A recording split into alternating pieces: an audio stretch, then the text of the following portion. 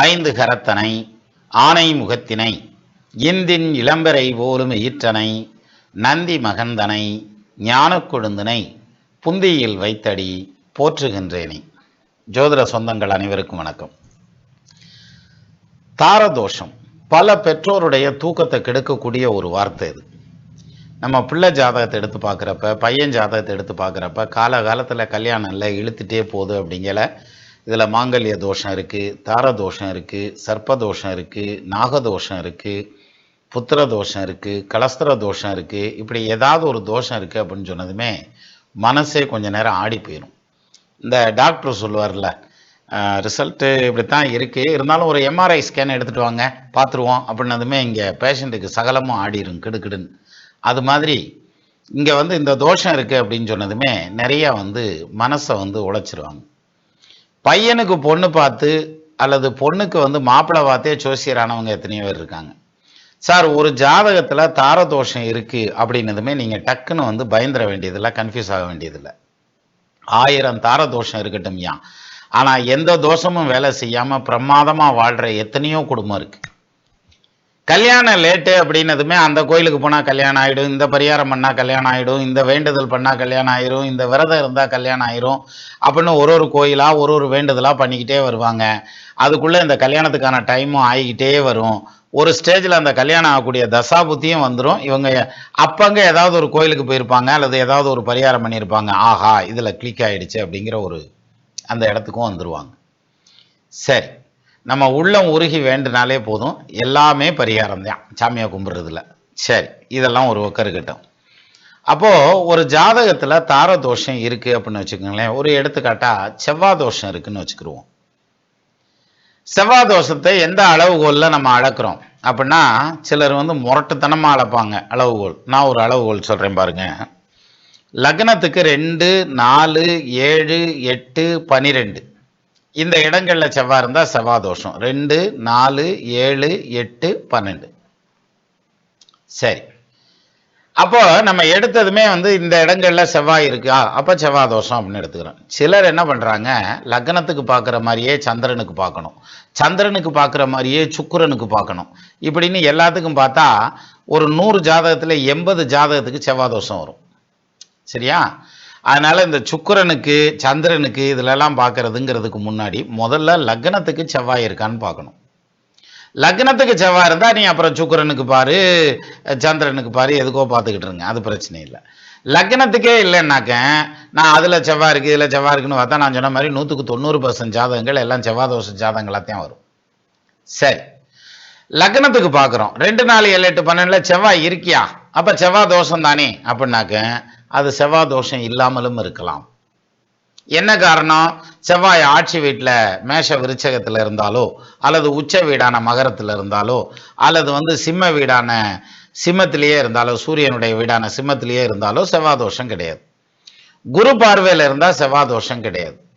So இப்படி நிறைய செவ்வாய் தோஷத்துக்கான விடுதல்கள் இருக்குது. நம்ம பார்த்த உடனே 2, 4, 7, 8, 12 செவ்வாய் இருக்கா, அப்போ செவ்வாய் தோஷம் தான். நமக்கு தான் என்ன தெரியும்ல, 1, 2, 3 எண்ணுவோம்ல, 12க்குள்ளே தானே நம்புற, அதனால எண்ணி பார்த்ததுமே செவ்வாய் இருக்கா செவ்வாய் தோஷம்ன்றது அப்படி எடுத்துக்க கூடாது. சார், ஒரு செவ்வாய் தோஷத்துக்கே இத்தனை இருக்குது அப்படின்னாக்க இந்த தார தோஷம், புத்திர தோஷம், கலஸ்திர தோஷம், மாங்கல்ய தோஷம் இதுக்கெல்லாம் எத்தனை இருக்கும் யோசிச்சு பாருங்க. அப்போ நம்ம பிள்ளை ஜாதகத்தில் பையன் ஜாதகத்தில் அல்லது நம்ம ஜாதகத்திலேயே தோஷம் இருக்கா, ஒன்றும் பயப்பட வேண்டாம். அந்த தோஷம் வேலை செய்யுமா வேலை செய்யாதா, அதனால் பாதிப்பு உண்டா இல்லையா அப்படிங்கிறதுக்கு தனியாக பேராமீட்டர்ஸ் இருக்குது. அதில் நம்ம அளவெடுத்து அப்போ பாதிக்கும் பாதிக்காதுன்னு போனீங்கன்னா, சார் நிஜமாலுமே சொல்கிறேன், ரொம்ப ஆச்சரியமாக இருக்கும் சார். நீங்கள் ஜாதகத்தை பார்க்குறப்ப இப்படியும் இருக்கா அப்படிங்கிற மாதிரி இருக்கும். அப்படி ஒரு ஜாதகத்தை தான் நம்ம இப்போ பார்க்க போகிறோம். ஜாதகத்தை டிஸ்பிளேயில் கொண்டு வரேன் பாருங்க. அதாவது 2/12/2007 7 மணி 36 நிமிஷம் பிறந்தது திண்டுக்கல்னு வச்சுக்கோங்க. இது ஒரு பொம்பளை பிள்ளை ஜாதகம் சார். சார், இந்த பொண்ணுக்கு 18 முடிஞ்சு 19 வயசு நடந்துட்டு இருக்கு. இப்போ பாருங்க, இந்த ஜாதகத்தை கட்டத்தை பாருங்க. லக்னத்துக்கு 7வது வீட்டில் செவ்வாய் இருக்கார். சார், 7வது வீட்டில் செவ்வாய் இருந்தால் மேக்சிமம் நான் சொல்கிறது நாட் இன் 100%. 7ல் செவ்வாய் இருக்கு, எத்தனையோ பேர் நல்லாவும் பிழைக்கிறான். 7ல் செவ்வாய் இருந்ததுன்னா அவங்க 2 பேரோட வாழ்க்கையை பகிர்ந்துக்க வேண்டிய சூழ்நிலை ஏற்படும் அப்படிங்கிற ஒரு பாயிண்ட் உண்டு. அப்போ இங்க 7ல செவ்வாய் இருந்தா 2 பேரும்னா அப்ப 2 கல்யாணம் நடக்கிறதுக்கான அமைப்பு உண்டு. சரியா? அப்ப ரெண்டாவது செவ்வாய் தோஷமும் கூட இது. 7ல செவ்வாய் இருந்தா செவ்வாய் தோஷம் தானே. சரி, அடுத்தது லக்னத்துக்கு 2ஆம் இடத்ததிபதி யாருன்னு பாருங்க, சனீஸ்வரன். அந்த சனீஸ்வரன் கேதுவோட சேர்ந்து போய் உக்காந்துடுறாரு. ரைட்டா? இன்னொன்னு, இந்த செவ்வாய்க்கு பரிவர்த்தனை யோகம் இருக்கு.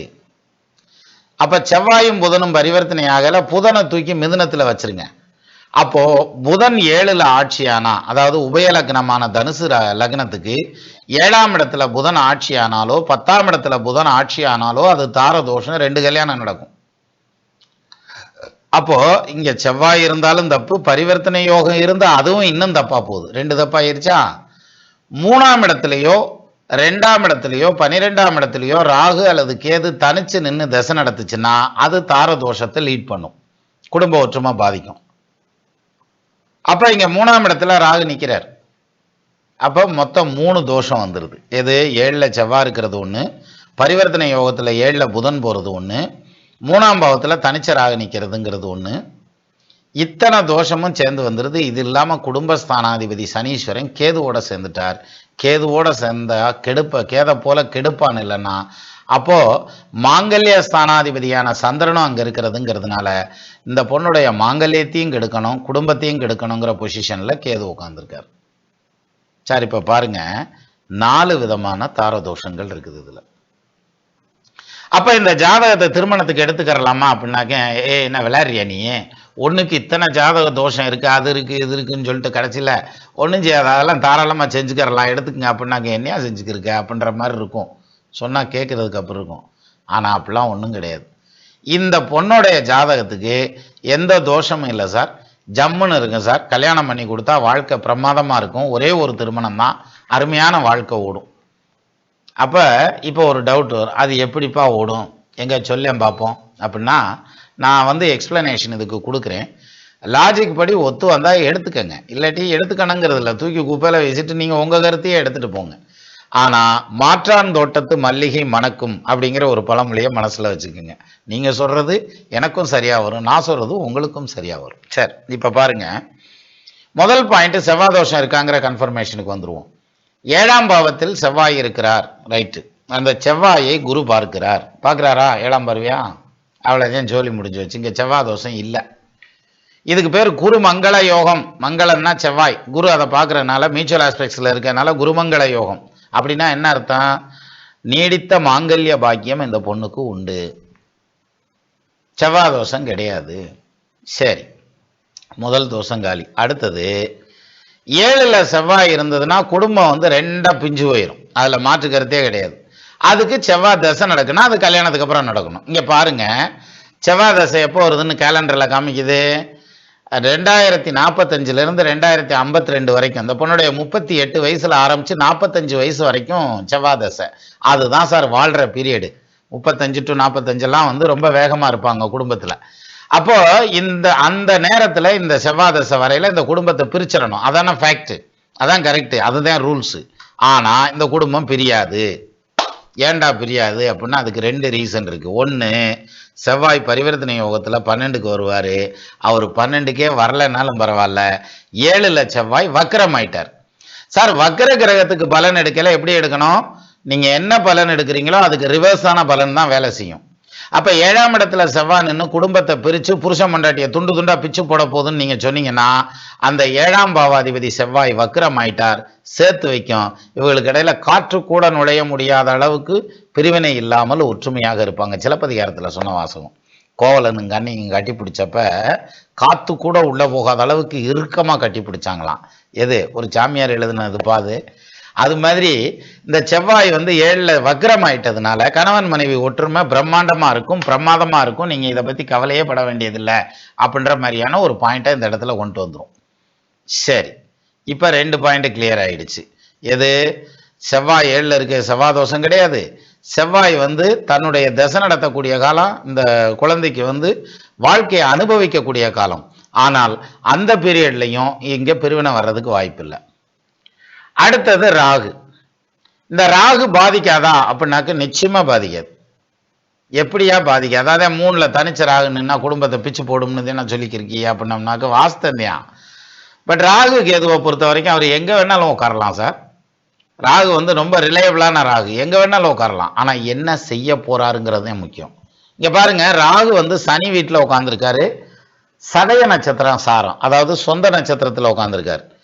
அப்போ ராகுவுக்கு வீடு கொடுத்தவன், ராகுவுக்கு நட்சத்திர சாரம் கொடுத்தவன் சொல்லக்கூடிய டுயல் ரோல் யார் பண்ணுவான்னா அந்த சனி தான் பண்ணுவார். இப்போ சனி ஸ்ட்ராங்காக இருந்தால் ராகு நல்லா இருக்கும், சனி வீக்காக போனால் ராகு கெட்டு போயிடும். ராகு தசை இங்கே வந்து சனி வந்து ஸ்ட்ராங்காக இருக்கார் அப்படின்ற மாதிரியான பாயிண்ட் வந்துடுது. சாரி, ராகு ஸ்ட்ராங்காக இருக்கார், அப்போ சனியும் ஸ்ட்ராங்காக இருக்கார், ராகு அதனால ஸ்ட்ராங்காக இருக்கார். இங்கே பாசிட்டிவான பலன், அதாவது 3ஆம் இடத்துல சனி ஆட்சி பெற்று நின்னா என்ன பலன் நடக்குமோ அதான் நடக்கும். 3ஆம் இடத்தில் சுவர்முற்று பலனாயிர நோக்கம் 3ஆம் இடத்தாதி பலவானாக 3லுச்சரும் தோன்றும் கர்ணபூசணம் சூடி இருப்பான் சுகமாக. அப்போ 3ல் சனி ஆட்சியானா சுகமான வாழ்க்கை. சனியும் ராகுவும் மியூச்சுவல் ஆஸ்பெக்ட்ஸில் இருக்காங்க ஒருத்தருக்கு ஒருத்தர், அப்போ ஸ்ட்ராங்காக இருக்காங்கன்னு அர்த்தம் சார். ராகு ஸ்ட்ராங்காக இருக்கார், சனி ஸ்ட்ராங்காக இருக்காங்க. ஸோ அந்த வகையில் ராகு தசையிலையும் பிரச்சனை இல்லை. ராகு தசை முடிகிறப்ப வயசு என்ன? 63. அதுக்கப்புறம் குரு லக்னாதிபதி தசை கெடுக்காது, அது முடிகிறப்ப வயசு என்ன? 79. அதுக்கப்புறம் சனி தசை வருது. நான் ஏற்கனவே சொன்னேன், சனி வந்து குடும்பஸ்தானாதிபதி, சந்திரன் வந்து மாங்கல்ய ஸ்தானாதிபதி, அவரோட கேது சேர்ந்திருக்கிறப்ப மாங்கல்யத்துக்கும் குடும்பத்துக்கும் பாதிப்பை ஏற்படுத்தும்னு சொன்னேன். அப்ப மாங்கல்யத்துக்கும் குடும்பத்துக்கும் பாதிப்பை எப்ப ஏற்படுத்துது? 80 வயசுல ஏற்படுத்துது. சரியா? அப்ப வேணா பரிகாரம் பண்ணி சரி பண்ணிக்கிட்டு இருக்கலாம். ஸோ மொத்தத்துல இப்ப பாருங்க, இதுல எத்தனை தோஷம் இருக்கு. இந்த ஜாதகத்தை பார்த்த மாத்திரத்துல நம்ம வந்து அதை அக்செப்ட் பண்ணுவோமா அப்படின்னா பண்ண மாட்டோம். ஆனா இந்த குடும்ப வாழ்க்கை இந்த பொண்ணுக்கு நிச்சயமா நல்லா இருக்கும். என்ன காரணம்னா, இன்னும் இது 7 வயசு சார், சின்ன பிள்ளை சார். ஆனா இது மாதிரியான தோஷ ஜாதகங்கள் பல ஜாதகங்களை நம்ம சேனல்லையே நான் வந்து லிவிங் எக்ஸாம்பிளா கொடுத்து கேஸ் ஸ்டடி பண்ணியிருக்கோம். நிறையா வீடியோ அந்த மாதிரி இருக்கு. அதனால இந்த ஜாதகத்துக்கு நான் அனுமானமா சொல்றேங்கிற பாயிண்ட் கிடையாது. இது போன்ற பல ஜாதகங்களை நம்மளே பார்த்துருக்குறோம், நம்ம அனுபவத்திலேயே தெரியும். ஸோ அந்த வகையில் இந்த ஜாதகருடைய தாய் என்ன பண்ணிட்டாங்க? ஜோசியம் படிச்சிருக்காங்க. பத்தாதா குழம்புறதுக்கு அது ஒன்று பத்தாதா, பயங்கரமாக குழம்பிட்டாங்க. ஐயோ என் பிள்ளைக்கு வாழ்க்கை அப்படி போச்சு இப்படி எப்படியும் போகல, பிரமாதமான வாழ்க்கை இந்த பொண்ணுக்கு அஷூரன்ஸாக இருக்குது. அப்போது ஒரு ஜாதகத்தில் தோஷம் இருக்கா, ஒன்றும் டென்ஷனே ஆகாதீங்க. அந்த தோஷம் என்ன செய்ய போகுது, ஏது செய்ய போகுதுன்னு தெளிவாக ஸ்க்ரூட்டனிங் பண்ணி பார்த்தீங்கன்னா நமக்கு யோகத்தையும் ஆண்டவன் அதில் கொடுத்துருப்பான். தோஷத்தை கொடுக்கறதுக்கு பதிலாக யோகத்தையும் கூட கொடுத்துருப்பான். சார், பரிவர்த்தனை யோகம்ங்கிறது யோகம் தானே தவிர தோஷம் கிடையாது. இப்போ இந்த ஜாதகத்திலேயே பாருங்க, பரிவர்த்தனை யோகம் அப்படின்னு எடுத்துக்கிட்டா புதன் வந்து 7ல் போய் ஆட்சி பெற்ற நிலையில நிற்கிறார் பரிவர்த்தனையில். அப்போ புதன் தசை நடந்துச்சுன்னா குடும்பத்தை பிச்சுப்பிடும். புதன் தசை எங்கே வரும்? சனி தசை முடிஞ்சதுக்கப்புறம் தானே வரும். சனி தசையே 80 வயசுல தான் வருது. அப்புறம் 98 99 வயசுல வந்து புதன் தசை வருது. அதுக்கப்புறம் வளர்மதி வயசுக்கு வந்தா என்ன, வராட்டி என்ன, போங்கடான்ட்டு போயிடலாம். அதனால இதுல எந்த தோஷமும் கிடையாது. ஆனா பார்த்தா பூரா தோஷமும் இருக்கிற மாதிரி இருக்கும். அதனால நம்ம வீடுகளில் இந்த மாதிரியான ஜாதகங்கள் இருந்தா ஒன்றும் டென்ஷன் ஆகாதீங்க. ரொம்ப நிதானமா ஆராய்ச்சி பண்ணி பாருங்க. நிச்சயமா அதுக்கான அந்த சாவியை ஆண்டவன் அந்த ஜாதகத்துக்குள்ளேயே வச்சிருப்பார். சரியா? மீண்டும் நம்ம இன்னொரு வீடியோவில் சந்திக்கலாம். நமது நண்பர்கள் ஆள் போல் தழைதழைத்து, அருகது போல் வேரூன்றி, மூங்கில் போல் கிளைகிழைத்து, முதியாமல் வாழ்ந்திருக்க வாழ்கவென வாழ்த்தி அமைகிறேன். வணக்கம்.